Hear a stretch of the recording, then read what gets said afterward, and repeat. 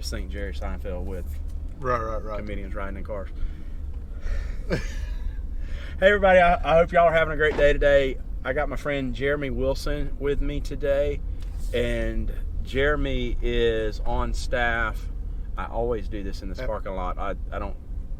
The out's not down here. We got to loop back around. But anyway, he's at Forest Hills in Macon, kind of cat of all trades. There. Yeah, I think I've changed my title unofficially to the Universal Substitute.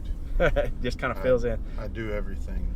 But mainly like the modern worship. You're in charge of that. Yeah, I mean, a lot of teaching, discipleship kind of stuff. Yeah, most of my time is spent leading worship for the 9:45 service, as some people affectionately call it, the rock and roll service. Yeah, and then teaching some adult classes. But I've worked extensively with youth for the longest time. I was the youth pastor and do some stuff with them occasionally. And I'm at dumpsters now. I just anyway, back around that way. We've been friends for 5 years or so. Yeah, ever since License to Preach school. Yeah, we showed up there together, which was kind of a riot. But we're gonna do a preacher's riding in car today, so I hope y'all are ready for that. Pause us, get something to drink, some chips or whatever. And before we get started, though, I got to ask a question for you that I did not tell you about. Uh-oh. What is one thing that's kind of like a quirky thought you have when you go to other churches? Because we have a lot of meetings in other churches and stuff like that. So here's an example. So for me, a secret decision I make about other churches is their paper towel in the men's obviously the men's bathroom is where I go to use the restroom, but you know what I'm saying. But it's kind of subconsciously when I wash my hands in a church and I use the paper towels there, I'm either like, man, I wonder where they get this paper towel at. Could we get it for our church? Or I'm like, I'm glad we don't have this paper towel in our church. At least we've got this going for us. You know what I'm saying? It's like a judgment. I do, and I do the same kind of thing. But I think a lot of times when I'm in a new building, I really consciously do think before I ever walk in there, what is one thing that I can find that's positive that I could steal the idea of, or the concept behind, or something like that. And so I do go looking for stuff a lot of times, particularly like decorations, or how do they frame their photos on the wall? I mean, weird things like that. But if I'm passing judgment on places, it's probably on how old is the tile in the bathroom. Yeah, okay. So is this from like the 50s, or is it from the 80s, or is it from the last 10 years? That's probably... Which is probably says something about me more than it does about them. But also, I think we spend an inordinate amount of time in church bathrooms being on staff, because most people, they'll go to church and not even go to the bathroom before they go home. But we're working there, so we spend a lot of time. It does kind of shock me sometimes when you go in there. The church I was on staff at before, I was there for a meeting a while back, and they have the same turn the lights off sign that's printed off, and I know because I'm the one that printed it off, and it's faded. Well, you know what I'm saying? So I'm like, maybe update this. Sorry, I love y'all. Staying with the bathroom theme, we for years went to this church in West Virginia during ski trip, and the part about it that always just absolutely cracked me up is that the bathroom, the stalls, I can't believe I'm saying this on video. But if you sat down on the toilet, the door would hit you in the knees. Yeah. And I would think, the preschool. That was the old preschool bathroom. They don't want you in here. Yeah. The old preschool bathroom. And I'm a big guy anyway, so it's already an uncomfortable kind of situation. If you're still hanging with us, my mom and Jeremy's mom they're the only two watching still. But and they're going, this is typical. Just kind of random stuff that goes through our minds, and we all have those things. But the topic that we wanted to talk about today, Jeremy and I, we actually talked about this before Christmas, when I was getting these lined up, and then just kind of Christmas break, and then all the COVID stuff that's going on with it. Yeah, feel free to adjust. Yeah, it's a little hot. Adjust the thermostat how you wish, sir. is the idea that as Christians, we're people of hope, and we're supposed to be people of hope. But sometimes, because we are supposed to be people of hope, we feel like, either that we can't give up on something, or I guess a better way to say that is that if we kind of cut something out, like a ministry in a church, or I choose not to do something anymore, that somehow that's admitting defeat, and I can't do that because I'm a person of hope.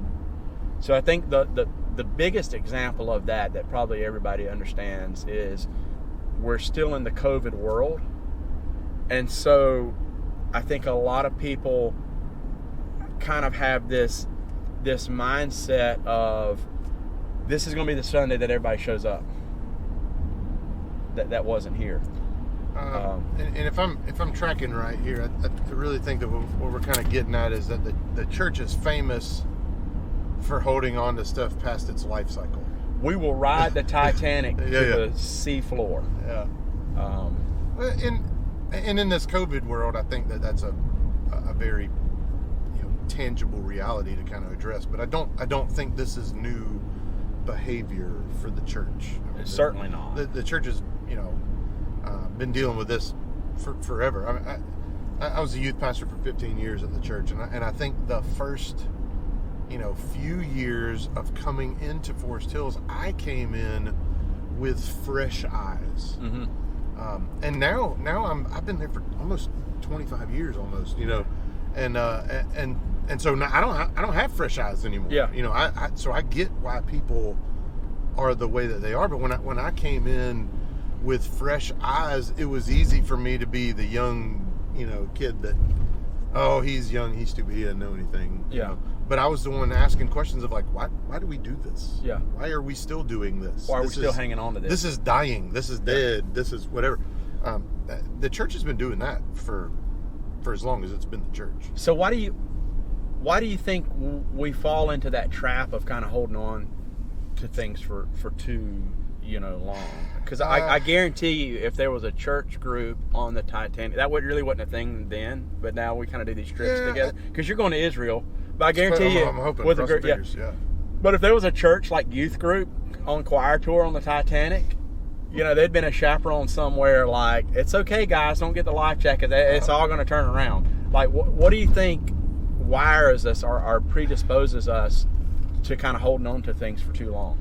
I don't have a rote answer, but I think reflexively, I think humanity's kind of built to find comfort in stuff. We find comfort in things. We find comfort in places. I'll give you for instance, my family, particularly my mom. If you are watching, Mom. Hey, Mom. Mom, when she finds something she likes, vacation wise, that's the vacation we like. That's where we go, and we keep going there. We'll go there every year, and stop at the same gas station. Absolutely, yeah. You talk about ski trip. I was talking about the kids going on ski trip, and my daughter went with the youth group last weekend. They still stop at the same gas stations, at the same rest stops. They have the same patterns, and there's something comfortable in that. But there's also you're also embracing something that's proven. It's proven itself to be faithful over time. But what do you do when the proven thing that always worked becomes the law of diminishing returns, right? And the world changes around it, and you're on the way to West Virginia one day, and you come to the rest stop that you always stop at, and it's closed for renovations. Yeah. Now what do we do? Right? Yeah, exactly. And everybody's thrown into a tizzy of, I don't know where we go. I think one of the things that when I've thought about this is, I think about the passage of Scripture where Jesus tells us to consider the cost of things. I think rarely do we do a good job of considering the cost of something. And I think we think about, of course, he uses that analogy of, like going to war, or we're not advocating war here, but also like building a house. And I think part of we get the monetary, buy-in of things, and I think a lot of times in the church we consider like the budget, or some people don't. They're just like, it's just kind of money grows on trees. But also it's just like the investment of our time and other resources that are part of it. But then I think too is on the backside is like, what am I building?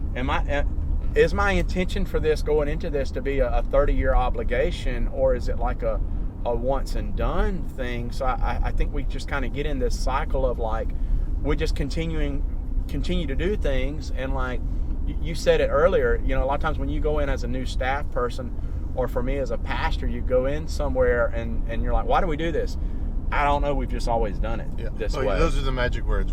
We've never done it that way before. Right? And nobody really knows why, and because we don't know why, we don't know what looks like success. And so, I think there's this careful balance that we walk between,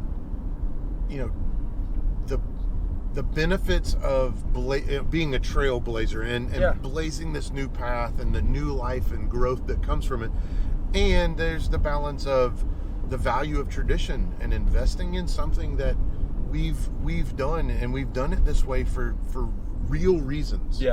I think the question becomes the topic or the program or the plan or the idea or activity. Are we honest in the way that we evaluate that program? Like, does this really do what we hope that it was intended to do?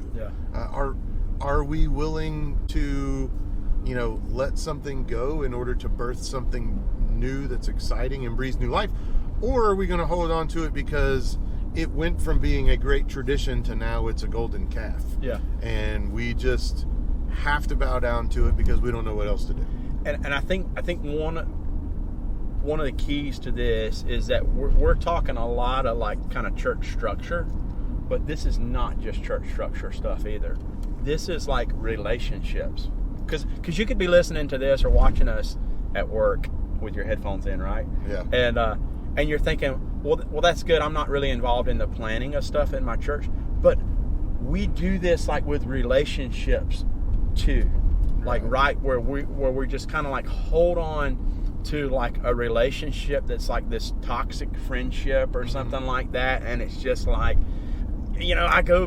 every year at Christmas we get together with these people, and I leave mad every year because they offend me or whatever, or it's like, this is my Tuesday night, spin class group, and like we don't have like a realistic like, what do I expect out of this relationship, that I'm doing, or like, even as simple as my gym membership, like, I'm holding on to my gym membership thinking, so I know the guy that owns the gym where I go, and I was talking to him about like how, like, his computer tells him how many people have like an automatic withdrawal for their gym membership that haven't been to the gym in like months, like years. And he's like, if they all quit at the same time, like I would have to restructure my business plan. But it's like, it's still that same thing. It's like, I'm not going to cancel that gym membership. I'm going to start going to the gym.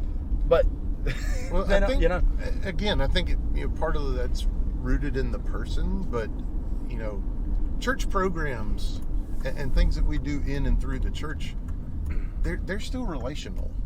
Even if they're just a program. And I think for me, again, I talk about being the young kid that comes into the church 25 years ago and has these fresh eyes, and I'm looking at something going, why are we still spending money on this? This is dumb. It doesn't work anymore. No one is investing in this. Well, me saying that out loud, I just hurt a relationship because somebody started it. Somebody, that was their idea. Somebody was invested in this thing, and I've now, for me, it's not personal, but me having this thought come out of my mouth, I just made it personal to somebody else.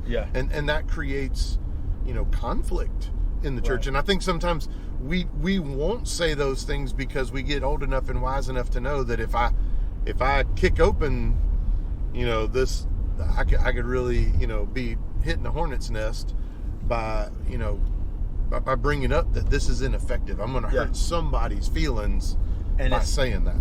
And the same thing like in our families.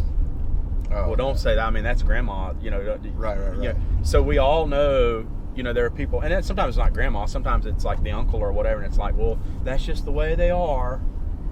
And so we're just going to let them, everybody just kind of understands that that's how they are. So let's just kind of tiptoe around them. And instead of trying to invest in them and make the situation better. Yeah, and in the church in particular, I think, like I said, there's this weird balance that we walk, and trying to navigate it, it's tricky. Yeah. I mean, there are so many times throughout the years that I have been at our church where folks will get upset with me because I've either let go of something or change something or whatever, and you'll get that email or you'll get that comment, or somebody will come into your office, and I don't know how many times I've had to look at folks and go, I hope that I don't sit around in the office and try and figure out ways to hurt people's feelings. That's actually kind of counterproductive to what we want here. Yeah. We want you to be here. We want you to be invested, and we want you to be supportive. But there is this responsibility that we have for facilitating what we're doing and being good stewards of the resources that and we have. 9 times out of 10, I didn't realize it was your grandmother or I had no idea that started this kind of ministry thing, or whatever. Yeah, somewhere along the way we quit communicating what this was intended to do and why we started it, and we've lost track of the history of where it came from. And what my involvement, because I think there's a disconnect too where it says we want this to be a successful ministry, but like for some reason I don't feel the buy-in from me. Well, like we were talking about earlier, kind of the idea of like, well, this will be the Sunday that everybody kind of shows up and they're back at church. And it's not happening. The people who aren't at church now, they're not just going to magically come back. Church. I was reading an article, on that. It was from Barna or somebody. He was basically like, and this was like about a year ago. He was like, guess what? The people that are coming back to church have come back. That weren't there because of COVID. They're going to be back. So don't walk in and magically think they're going to be there. And it kind of blows my mind sometimes being on staff, either as a pastor now or in different programming staff. Well, they'll like walk in church and they'll say, well, why aren't all these people here? And they may list family names or whatever, and somebody needs to contact them. And then it's like, well, how many did you invite this week? Well, I didn't invite anybody. That's your job. Or that's the Sunday school teacher's job, or whatever. It's like, so we want them to be back, and we want them to be like, we want this vibrant ministry. And we talked a little bit about this at lunch with our other friend Baxter, that it's like, this feast mentality. And for so long in the church, we've had this idea like, I'm just going to show up and reap the benefits of what everybody else has done. Yeah, I mean, and I think that plays into the Baxter's word was buffet. He was, we have these buffet Christians. And I think that kind of plays into, one of the comments I made when we were discussing this earlier was that we've raised an entire generation of folks that consume. Yeah. And that's comfortable. He had a phrase I've never heard that I love, and I'm going to steal, but I'm quoting you, Baxter, is that he said, we've got people who are spiritually obese. Yeah, like he said that at lunch. I'm shoveling down wings. We ate hot wings today. That to the point that we are spiritually obese because all we've done is consumed, and we haven't served others. We haven't, done these other things. And there's probably some reality there too, that some of these things that we're holding out hope for, that maybe a dying ministry or a dying relationship, even they're like unrealistic. If I would invest what I need to invest in it as a church member, or as the friend, or as the spouse or the son or daughter in the family, like whatever role it is, if I were doing my part more healthy, maybe we wouldn't be in that situation anyway. Yeah. How did we get to this place of decline? Well, I mean, I think earlier in this conversation I said something about the law of diminishing returns. Yeah. And the law of diminishing returns takes place when energy isn't added to something. Yeah. To point out, y'all can't see it because we don't have like an editing crew, but Wesleyan Drive Baptist Church. Right. There's the irony there. Yeah. We're Wesleyan Baptist. Anyway, sorry, that's a nerd. pastor nerd thing. Yeah, that wasn't funny at all. It's named after the road, not the guy. Yeah, but anyway. But you know, you're talking about how these things have changed, and since you brought Wesley into this, as Methodists, this becomes a really weird entity in that there's programs that carry over even when pastoral changes take place and this new pastor comes in and he doesn't have access to the history of why something got started and by whom and how long it's been going or whatever. And he just looks at it with fresh eyes and goes, this doesn't make sense. Yeah, this is that. You know, I don't understand this. It's not personal. Yeah. He just walked in the door. But he's tasked to do and to lead to the best of his ability or her ability, you know, for the purposes of leading the church. And I think part of that is, let's just say I followed you at a church. Right. And I had a great idea for a program, but that was your passion, and my passion and my gift is something else. Completely different. Yeah. And so if I don't live into my passion and my gift, then we're all going to be frustrated. And I heard somebody say this once, like, don't make your passion somebody else's passion. Right. Like if your passion's the food ministry at your church, that's okay, but don't expect everybody else. Like let them be passionate, and it may be that. But that I think is a very difficult reality that we face maybe more than other denominations because of our system. Yeah. You know, where people do get moved around. Yeah. And that's a tough reality. Again, maybe my situation, I don't personally see it as much because I've been in the same place for so long, but I've also been through 5 different senior pastors, and I've seen it happen in my church where the new senior pastor walks in and says, that was a great person before me, but I don't speak that language, or I'm not good at that. And as the church, I hope that we can be open to, you know, saying, well, hey, let's not be offended by this, but let's adapt and change course. And hopefully this new person brings new energy to keep us moving, and we don't. And let's let that be okay. This is okay. It has to be a mindset, for sure, beforehand. I think on a personal level first, and then on a corporate, level to say, hey, this is okay. This served its purpose, whatever this is. So I was in a Wesleyan small group band of pastor friends. We met together for like 2 years, but we kind of all grew apart, just kind of like the difficulty of us getting together was different, and somebody just kind of in the group was like, hey, maybe we don't need to be a band anymore. Maybe we need to break up. And we were all like, hey, we probably need to do that. And we've all gotten back together, and it's like we've all grown, and like we're a part of like accountability groups with other people and stuff, and it's like, but that wouldn't have happened if we had just said, well, it's Monday night, I got to get back together with the group or whatever, and just like frustrated in that, and we have to get to a point where we say, part of considering the cost is like, how long is this going to happen? How long are what am I putting into this, and to be okay with that. And it's not defeat, it's not any of these things, but just to live into that and say, hey, God gave me this, for a season, and I'm, I'm good, I'm happy with that. I think that there's a big word in all of this that you just mentioned, and that's the word season. And that there are seasons for stuff, and there's life cycles for things. I remember I had a friend that I did ministry with for a long time, and he had a very radical thought at some one point in time.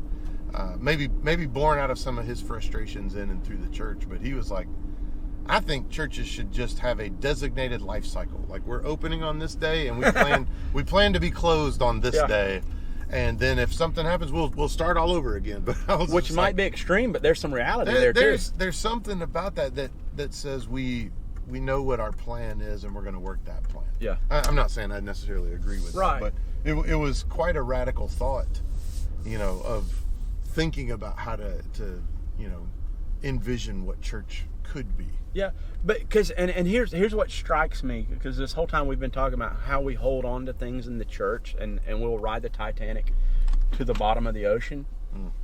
We don't do this in any other area of our life. It's like when it comes to things sometimes within the church, that there's this tendency to say like, we got to keep doing this, but there are so many other things in our life. We just kind of like walk away from, whatever it is. Like, I mean, you look at the marriage rates in our society. I mean, people walking away from marriages that are just like, it's okay, I'll just get a new. You're trying to get personal. Yeah, yeah. Or you look at like the celebrities, and it's just like boom, boom, boom, boom, like changing it around, and like all these other things. It's like, but for some reason, when it comes to things within the church and ministries within the church, we kind of hold on to them, or we hold on to like one thing in our life to a dysfunctional level, where in so many other things, maybe you definitely with marriage and things, you would make the argument to say like, you're not even holding on to those long enough, but when it comes to this thing that's a dysfunction, one of the pastors that we used to have here was Derek McAleer, and I mean, he's still a part of the church, but when he was a senior pastor here, he was probably the most quotable of all the pastors that have served here at Forest Hills during my time here.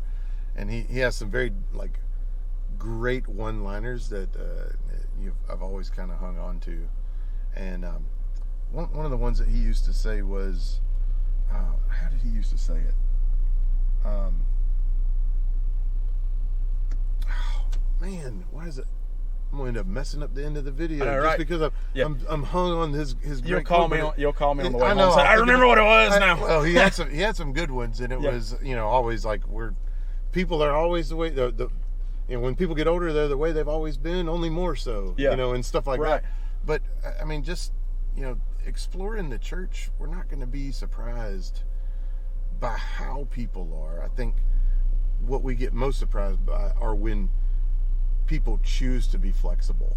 And when they choose to be flexible, it's very refreshing. And we see people rewrite their realities. It's refreshing, and it's energizing.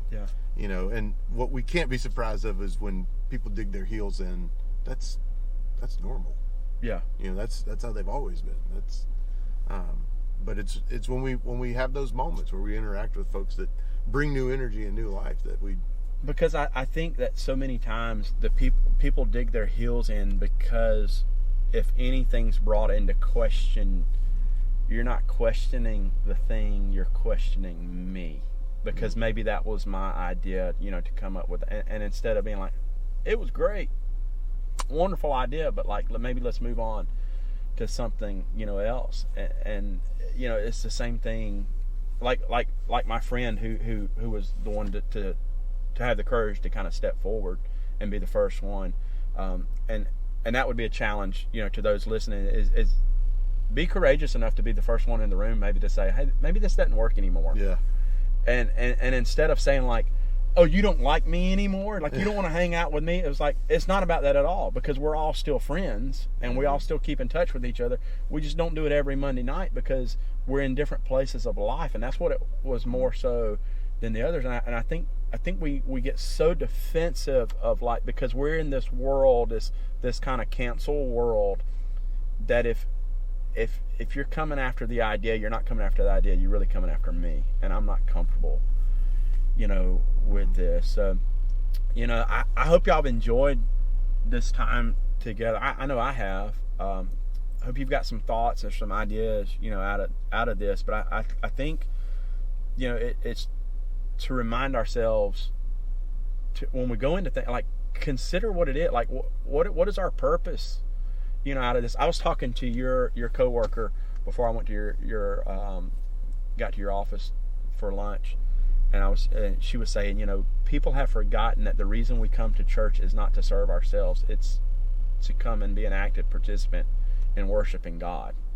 And I think if we would get back to that premise, that it would be easy for us to let go of these things, because all these things are just tools. We've forgotten that God is the audience, not us. All these things are just tools to bring people in to glorify God. Like I tell my church all the time, like I don't care what we do, what we get people in, as long as it's ethical and biblical. Like I'm down for whatever. If doing a pancake breakfast every week brought people to God, honestly, I would do it. The beauty of, for me, the beauty of having been here for so long is, again, church is relational, and I'm y'all, and I'm not kidding when I say I love this church, and that's part of the reason I've stayed so long. I mean, I you dug your heels in, but I really and truly love the people here and the freedom that they allow, because when that bolt of lightning comes with an idea, and I walk in the room and go, what if we tried? Reflexively, they're like, sure, let's try it. Go for it. And if it fails, they'll go, well, that was a good try. Yeah. But hey, that stunk. Let's not do that again. Yeah. But there's freedom in that because of, I think, the relationship that we have. Right. And I will say that is one benefit of having stayed as long as I have, is being able to have the freedom to just give it a shot. Yeah. And to take a chance. Yeah. So, enjoyed our time. Yeah, I always do, man. I'll leave y'all with these. You're one of my favorite people to be with. So. Oh, I appreciate that. I'll put your check in the mail. Yeah. So just to leave y'all with a few questions, like, is there maybe a Titanic that you're riding to the ocean floor right now, and what is it? And maybe everybody in the room is waiting for you to say, or everybody we're going down. Either in the room, or maybe like we said, water. It could be like a friendship that you have or something, and maybe that friend's having those same thoughts, but they don't neither one of you has the courage to say, hey, can we try something different? Yeah. And I think you'll be refreshed in that, and as part of that is like we talked about before, and it's in Luke. I can't remember the chapter off the top of my head. I think it's around 20, but consider the cost of things. It just have a realistic say, like, what am I expecting, out of this? And I think that's part of, that's a whole nother conversation, but I think that's part of a lot of people's frustration with God and their relationship with God is not having a realistic expectation of what that looks like. And hand in hand with that, the scene where Jesus, calls the disciples around and breathes on them. Yeah. Hey, receive the Holy Spirit. Take it, go. And go with the Holy Spirit, and receive that life that empowers us to be the people that he desires and calls us and loves us into. So I hope y'all have a great day today. Thanks for joining us.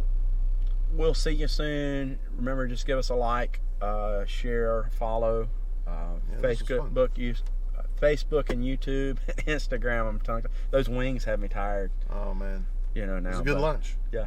Great to see y'all. We'll see you soon. Take care, and God bless you. Bye, everybody.